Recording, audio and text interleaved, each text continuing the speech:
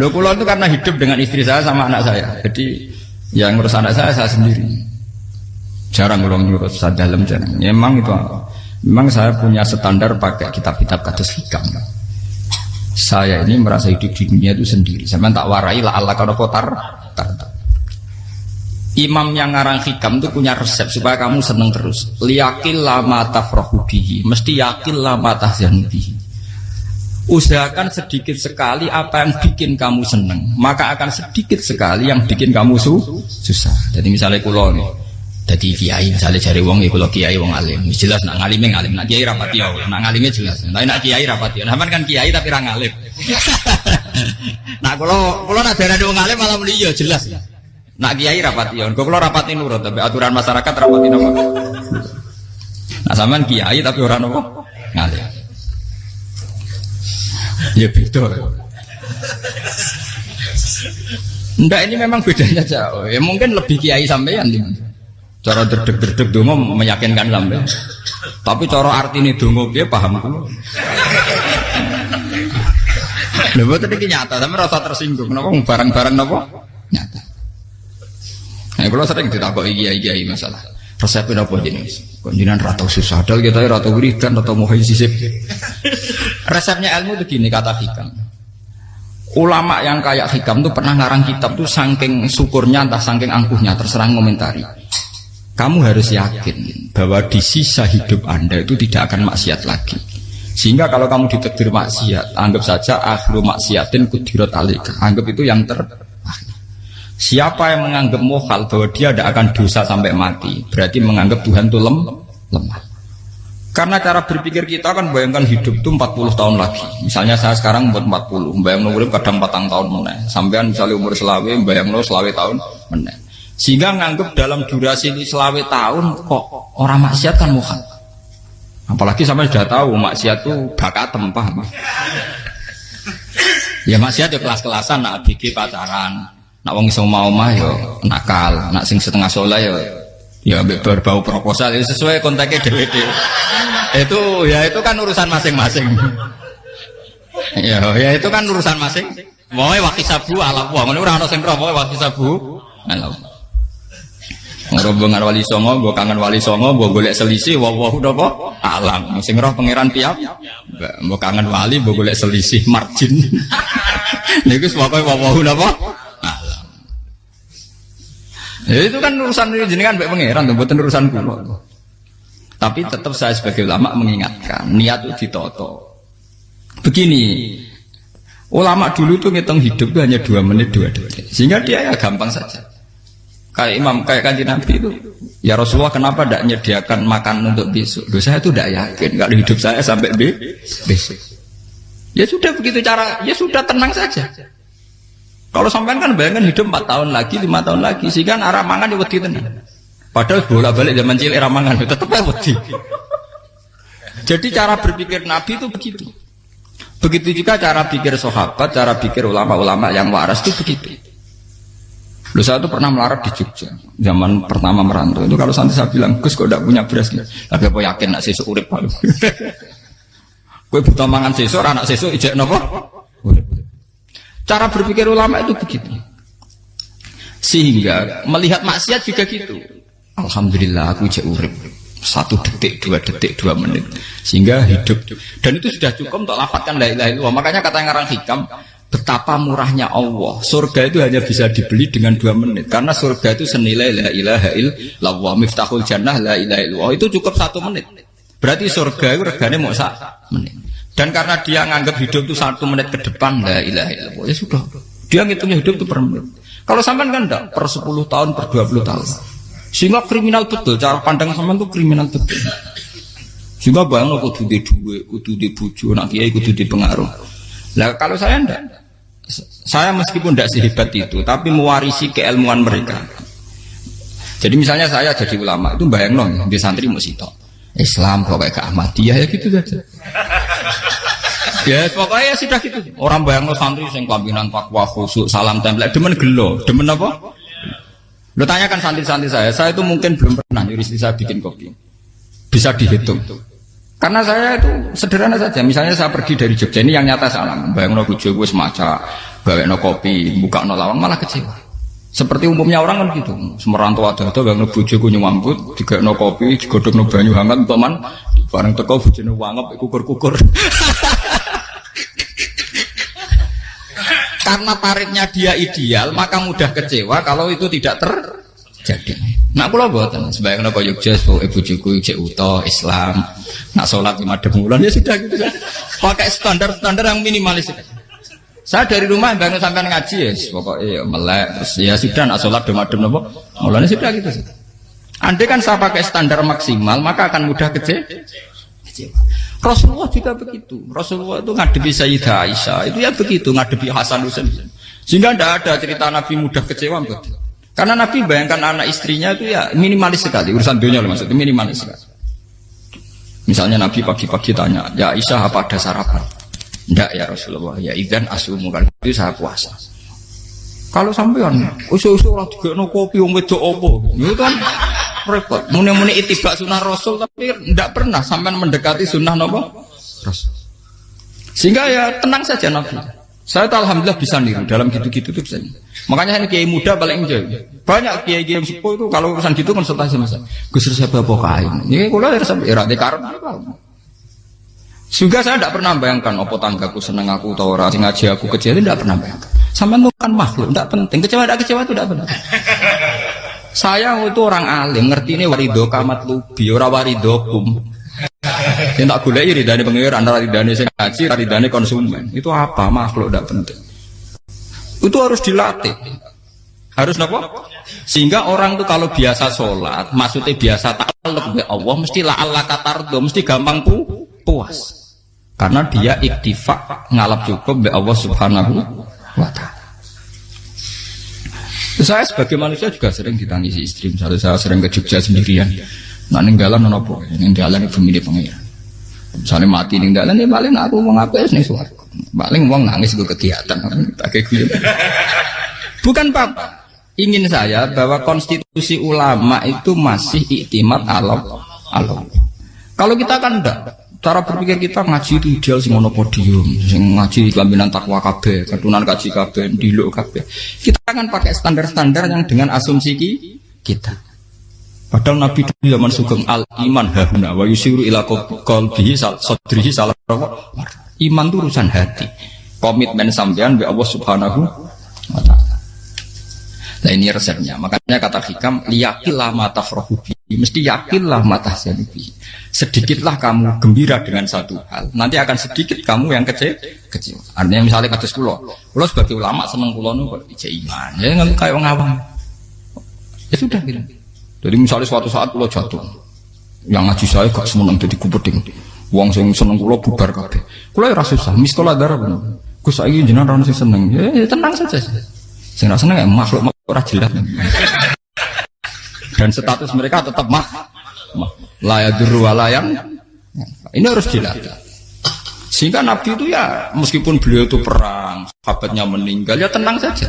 Nabi cara berpikir yang meninggal mereka mati syahid, yang masih hidup dianggap berpotensi melakukan kebaikan. Sama tak warai resep-resep dari Rasulullah Shallallahu Alaihi Wasallam. Saya ini sebetulnya memaksa, menjelaskan ini maksa, karena saya inginnya jadi ulama yang kayak umumnya orang, tidak ideal amat. Tapi kan saya ditekdir ilmunya itu ideal, jadi terpaksa saya jelaskan. Tapi kalau perilaku saya tidak akan ideal. Soalnya ngawur, saake mari hufuri pengiran nganggur bolak balik cerita. Ada seorang wali, karena dia wali itu doa di multazam, ya Allah saya ini minta satu hal. Karena dia wali maka tidak minta uang, tidak minta jabatan, minta engkau takdir saya tidak pernah maksiat. Itu kan bagus sekali, minta doa ditakdir gak maksiat kan ada. Dari pengiran malah jabe. Fa'ena ada ukufran. Karena tahu maksiat malah sifat ghafurku tak ada kok endi. Gamane pangeran kan sifat ghafurku rak nganggur. Malah tidak ada orang selain Nabi kecuali ditakdir tahu maksiat dan sifat ghafure pangeran efektif. Paham apa? Lah nek sampean kan ghafure mbok nggo kabeh. Dadi karek sadidul iqab. Karena maksiate sampean sering. Jadi sifat ghafure wis berlaku aktif. Saya karek nunggu sifat sadidul iqab. Paham ya? Itu beda dengan wali-wali. sifat sadidul iqab mau aktif, mereka tidak punya dosa. Malah pangeran bingung gak kok sifat ghafuril. Apa ada kok ghafur atau dosa? Didakoki sadidul iqab gak tahu maksiat. Jadi pangeran malah sing bingung. Nak kowe ora tau maksiat ghafur kok tak dakoki. Kok ora tau maksiat, wong iku ora tau apa? Didakoki sadidul iqab gak mungkin atau maksiat. Lah pangeran apa dakok ghafur kan syaratnya dosa sik. Sampean kan walian. Ghafure wis dientekno. Keseringan kepake, paham ya? Karek nopo? Karek sadidul iqab. Ya itu memang standar Tuhan. Semua Quran itu kalau menyeritakan gitu. Nabi ibadi anni anal ghafurur rahim. Kaulaku ceritani aku ghafurur rahim, tapi yo ceritani wa anna adabi wal adabul alim. Jadi Nabi ibadi anni anal ghafurur rahim wa anna adabi wal adabul alim. Kalau Nabi Ibrahim, Nabi Muhammad, inna rabbaka lasari'ul iqab. Pangeran cepat nyiksane, tapi wa innahu laghafurur. Jadi dua sifat ini pasti aktif. Dan tentu ulama itu senang sifat ghafur itu ya meskipun aktif, tapi mereka tidak pernah ngambil fasilitas sifat apa? Kula baleni malih. Sehingga kayak Sayyidina Umar radhiyallahu anhu ketika beliau pertama jadi khalifah, ini cerita di kitab Hayati Sahabat. Pertama dia jadi khalifah, orang mengira dia akan ngomong hal-hal yang besar, visi besar tentang negara, visi besar tentang izzatil Islam wal muslim. Tapi ketika Umar pertama pidato begini, ayuhal muslimun ayuhan nas, ana, dari kata Sayyidina Umar, ana hulamun min bani Mahsud, akulu min kholati. Saya ini pemuda dari Bani Mahsud. Kecil saya bisa makan karena bulik-bulik saya punya kebun kurma yang kalau saya memanen diopahi beberapa biji dan itu menjadi kuti wahayati, menjadi saya bisa hidup. Terus wassalamualaikum warahmatullahi wabarakatuh. Orang itu penasaran semua. Orang jadi khalifah pertama dibenem jadi amirul mukminin, pidatonya ngenang masa kecilnya ra kelar mangan, kelare mangan mergo buruh bulike. Paham ya? Ngondoh kurma terus dikai tamarotin, beberapa kurma sing dadekno iso dan itu saya pakai sampai ketemu Allah Subhanahu wa taala saya pakai. Misalnya sekarang saya mulya, misalnya kalau dibilang mulya ya ana sing nyucup, ana sing husnudzon, ana sing hormat ya macam-macam sawangane. Itu bodoh sekali kalau saya menikmati itu, bodoh sekali. Paling banter nikmati dicucup dihormati itu apa? Tapi kalau nikmatnya bisa makan saat itu tuh nyawa. SBY jadi presiden prestasi, Gus Dur jadi presiden prestasi, tapi umpama presiden tetap mangan. Prestasi tertinggi ada bisa makan selisat dirumki gojo-gonyo. Makanya Umar mengingatkan, sebetulnya nikmat tertinggi saya itu tidak saat saya jadi khalifah, saat itu kok aku iso mangan, cara gak aku mati. Paham ya? Jadi itu luar biasa. Kita ini kan menjadi angkuh karena ngitung nikmat itu yang besar-besar, punya prestasi, punya. Kalau saya enggak ngitung nikmat ya kelar mangan gak mati, kan gampang. Sehingga saya tidak mudah kecewa karena tarifnya minimalis, gak gampang apa? Jadi misalnya kalau kapan-kapan kok berhubung, Gus ini Tuhan rasanya jangan ngeten-ngeten. Oh makhluk itu ya gak apa-apa. Kalau di status kiai kan seakan-akan ngomongnya sakral, seakan-akan mandi. Tapi nak tak status, oh makhluk itu ngomong-ngomong ya sudah kan. Menjadi kan sudah distatuskan sebagai apa? Makhluk. Tentu makhluk statusnya la yadurru wala yanfa. Di sini ini penting. Orang-orang ahli tauhid tentu tidak punya kesusahan. Innalladzina qalu rabbuna wa tsummas taqamu. Itu mesti tidak ada kesusahan sama sekali. Misalnya ulama-ulama dulu mau mati, ya tenang saja. Mati kedua itu mati paling menantang ya, menyenangkan sekali. Karena mati yang seru itu mati zaman Al-Adam. Misalnya saya kelahiran tahun 70. Tahun 40-50 kan belum ada saya. Itu mati yang sejati karena Al-Adam. Kenapa? Al-Adam tidak ada. Mati yang nanti itu mati yang petualangan karena saya mati setelah menyaksikan kekuasaan Allah, setelah husnudzon sama Allah, sehingga mati yang menuruti kerinduan akan ketemu sang kekasih. Makanya Jalaluddin Ar-Rumi ketika mau meninggal dan orang-orang muridnya nangis, dia marah-marah. Hei murid-muridku, betapa bodohnya engkau. Saat kayak ini yang saya tunggu, saya sudah menyesal berusaha mbak Allah dat cinta seneng. Aku kecewa waktu makhluk-makhluk koyo kowe. Saiki wis wayahe aku goleki kholik dat cinta senengi malah mbok tangi. Cek bodone kowe. Saat-saat sing tenteni malah mbok tantang. Betapa aku lamanya menunggu kematian ini. Mergo hidup itu keterpisahanku mbek Allah, kemen ketemu kowe. Mulane Jalaluddin Rumilah yang mengistilahkan mati itu malam pengantin. Makanya fal'an awanus sirok minkum wa awan wisol habibi. Ini saat yang indah karena ketemu dengan berpisah dari makhluk-makhluk yang tidak penting menuju sama Habibi kekasihku. Jadi dia mengistilahkan mati itu malam pengantin. Semenjak istilah itu populer sehingga di Jawa ana ngipi dadi nganten takwilane mati. Itu filosofi sufi, ya filosofi napa? Lah niku tenan. Begitu juga sahabat-sahabat dulu. Bilal mau meninggal, anaknya udah nangis. Bilal lagu ya. Ditanya sama anaknya, kenapa anak-anak kamu nangis? Dan jenengan badhe kapundhut. Aku malah seneng nang mati. Hudan nalqal akhibah Muhammadan wa hisbah. Aku nak urip ketemune mbek kowe terus. Malah nak mati ketemu Nabi Muhammad. Hudan nalqal akhibah Muhammadan wa hisbah. Nah, dengan cara pandang begitu maka hidup itu enjoy saja. Ya saya sebenarnya keberatan pakai kelas ini, keberatan karena saya harus ngulang sampean-sampean. Ya makanya potensi kayak saya tentu mengurangi jadwal ketemu. Makanya saya mohon kalau tidak penting itu jangan sungkan. Anggap saja itu bagian dari hormat saya. Ya minimal sampai misalnya di dua saya ketemu gue jajan pentolan enam lah apa mau kesuwan bareng malah repot. Bos ganggu uang anak peleleran pak. Nah misalnya sampai kepentak kok hukum, uang nak rapinter hukumnya takokan ya ringan, takok kiai tanggam paling bisa. Karena pertanyaan yang ringan tentu ya ringan-ringan saja kan. Gak perlu kiai kali ber. Sampai rasa GR. Kalau pertanyaannya angel Gus gak ono sing iso jawab. Wong nak ra alim tahke, ku pertanyaane ya ora patimu tuh. Iku wis kangelan ngoten. Ini mboten ngenyek tapi padha enak. Padha napa? Makanya kalau latih. Jadi hikam sendiri itu ada manhaj, ada metode. Kalau orang supaya tardo, liyakil lama tafrahu bi, yakil lama tahzanu. Anak saya itu kalau habis main pulang, itu saya senengnya pol. Istri saya pernah jangan. Gus, anak mulai senengnya dek piro-piro, anakku gemulai ning omahku. Misalnya terus piye. Saya terus anakku lo main mulai itu seneng. Piro-piro anakku mulai ning omahku. Dipanggil anak saya bapak itu senengnya sak boleh. Piro-piro ono sing manggil bapak. Jadi saya pakai standar minimalis sekali. Saya tidak pernah pakai tarif. Dia anak yang ideal dihormati orang. Sebenarnya anakku sujud nih pangeran, ngerti pentingnya mau tasbih. Makanya anak saya tak namakan tasbihah semua. Itu ya sudah selesai. Saya tidak pernah bayangkan anak saya jadi kayak besar dihormati cuma. Mari gampang kecil. Ya, sekolah kan Sayyidina Umar. Saya pemuda dari Bani Mahzum. Yang kecilnya bisa makan karena buruh bulikku. Akal tuh tamarot. Wah itu saya baca tuh nangis betul. Betapa hebatnya Sayyidina Umar. Mengingatkan ulang bahwa nikmat tertinggi itu ya makan karena makan kaitannya nyawa. Orang jadi bupati, enggak jadi bupati tetap makan. Jadi kalau ngantin saya tarifnya minimalis sekali. Nah, kalau orang sudah makan gitu, lah Allah kata tertentu mudah sekali. Tapi kalau sampai tarifnya ideal harus di mobil, kudu sangune akeh. Mosok gue mobil gak sanggup akeh. Barang gue sanggup akeh kudu gue penderek. Mosok kiri lu juga kok tanpa penderek. Nang penderek maju. Mosok ora kena dikeloli jadi malah repot. Akhirnya gue wong ayu. Harus selingkuh dijari sing itu perkara meneh.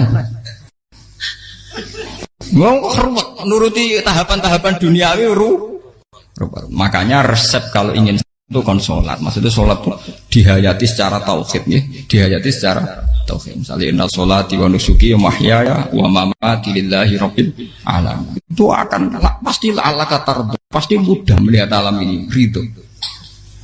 Ini satu sekelumit dari resep orang ulama yang saya meniru beberapa di kitab Hayati Sahabat, di kitab Hikam, dan meniru terutama semuanya sanad dari Rasulullah Shallallahu Alaihi Wasallam. Makanya suatu saat Nabi itu kagum. Abdullah bin Mas'ud itu jalan dan dikawal oleh beberapa malaikat. Terus Nabi itu heran. Ya kenapa itu selalu mengawal kamu? Kata Abdullah bin Mas'ud, ya Rasulullah, inilah akhtu khutwatan illa wa azunnu alla akhtu wa ukhra wa ma aqaltu luqmatan illa wa azunnu alla alqamu ukhra. Saya itu tidak pernah melangkah kecuali saya tidak pernah yakin apa betul saya bisa melangkah lagi. Jadi perlangkahnya itu dia iktimat Allah. Dan saya tidak pernah mengunyah satu kunyahan kecuali saya tidak yakin apa betul saya bisa mengunyah lagi. Setiap kunyahnya tetap semuanya ada Bismillah. Semua itu atas nama pertolongan atas kata Rasulullah. Orang kakak Andaikan saya ada nabi terakhir itu jadi nabi. Jadi kemana? Makanya dulu nabi itu sering ngendikan, andaikan orang-orang kayak gitu itu ada nubuah, tentu mereka punya derajat apa? Nubuah. Jadi tidak jadi nabi tapi punya derajat apa? Nubuah.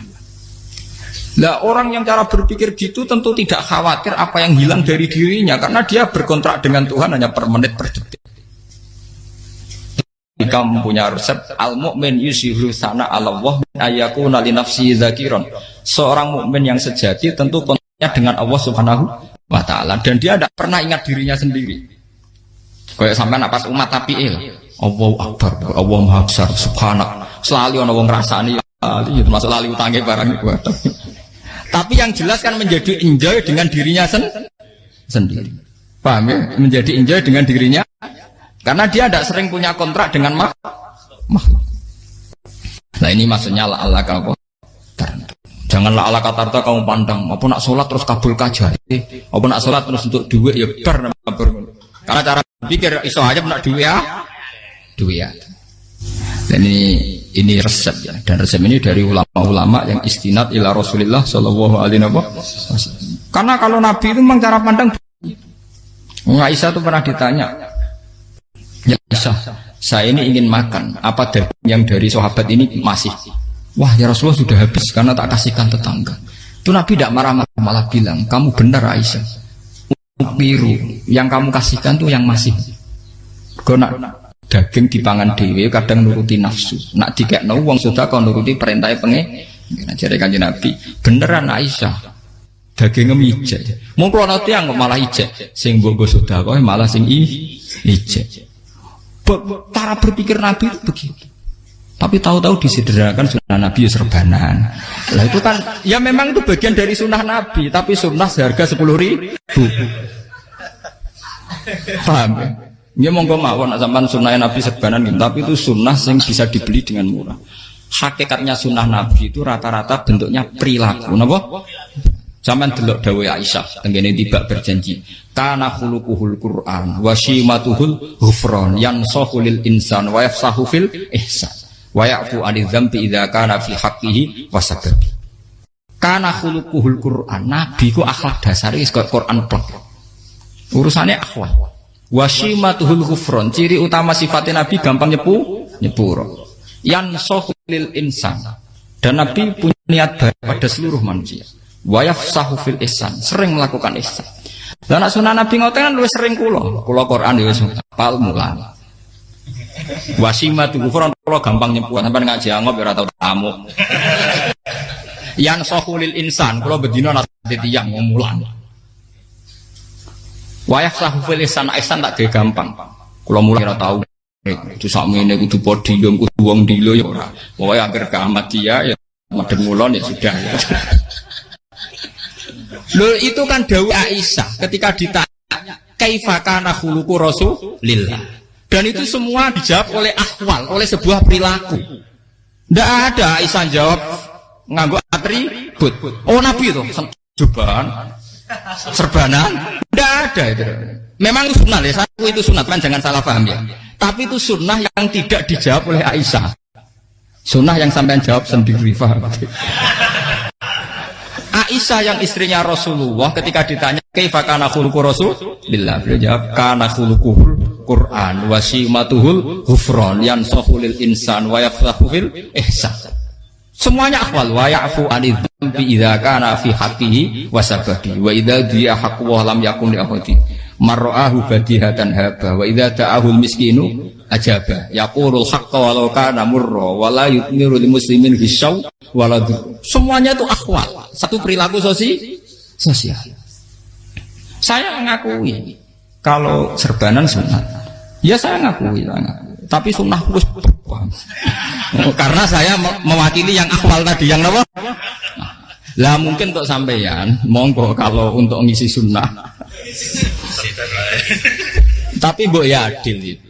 Ini bukan kritik mboten nggih. Yang meyakini serban sunat kan sudah banyak dan itu bagus. Tapi cobalah juga meyakini ahwalu Rasulillah. Makanya mansana sunnatan itu rata-rata ulama maknani siapa yang ikut sunnahnya Nabi. Rata-rata ulama nafsir ahwalu Rasulillah wa af'alu. perilaku sosial Rasul. Makanya terusannya wa idza ja'ahul miskinu ajaba. Kalau dipanggil orang miskin ya datang. Ya maksudnya ada harus orang miskin manggil pas resepsi kawin boten. Misalnya ana wong melarat kuwi di sepeda motor, wong mlarate yo ngeteroni puskesmas ya mbok terno. Wong melarat loro yo nukono misale apa minyak kayu putih mbok tekani. Ora kok ngerti-ngerti mbok musan walimatul urus sing wajib piye. Payah. Lho lan padahal miskin aja pe ora ana hadise urusan walimatul urus mboten.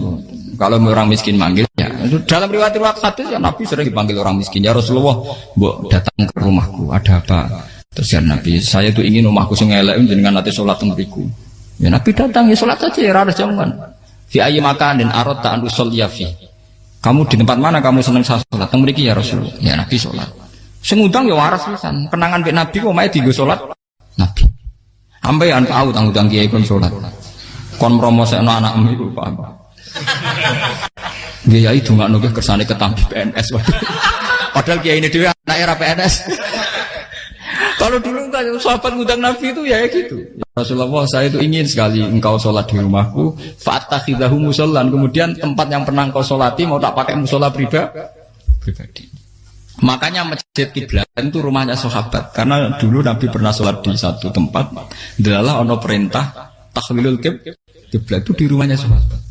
Itu sahabat dulu itu kalau ngaturin Nabi itu kenanya ingin Nabi pernah sholat di situ. Nah, ilmu ngeten ini muntah. Ya untungnya enten kula, dadi ono sing eling-eling ya, Bang. Nah, sampean kudu syukur ya. Artinya syukur ya. Orang kayak saya itu tidak usah sampean dikte-dikte ngikuti hukum adat. Kalau ngoten sampean gelo mergo kula ora iso teko, kula ya gelo perkarane ulama kok mbok atur. Makanya saya sering guyon cerita saya itu kalau di pasar Pandangan dulu tuh anyaran boyong sering di pasar ditanya sama Gus wong alim kok di pasar piye aneh tuh ya aneh kuwi aneh piye bodohnya wong alim kadang masyarakat tuh tidak sadar keanehan dirinya sendiri mereka enak saja merasa kalau orang alim ke pasar tuh aneh mereka tidak sadar orang bodohnya wong alim ya aneh enak saja mereka mikir sepi paham ini supaya sampean la'allakan apa makanya untuk Rasulullah Nabi itu sering ngendikan nek ana tamu hormati tapi etika mertamu di Rasulullah itu walakin idza du'aitum mertamu Nabi itu nunggu ditimbali walakin idza du'itum du'iya mabni majhul ketika kamu ditimbali fat jadi ya ayyuhalladzina amanu la tadkhulu buyutan nabiyyi illa ayyudzana lakum jadi untuk sowan Nabi itu nunggu dipang ya, meskipun sahabat tuh rindu Nabi, tidak berani sowan ke dalamnya Nabi. Kalau ingin ketemu Nabi di barengno pas sholat jamaah, karena Nabi pasti keluar di mas. Andai kan Nabi lima tamu di rumah, ora sida dadi Nabi. Aman nampa tamu.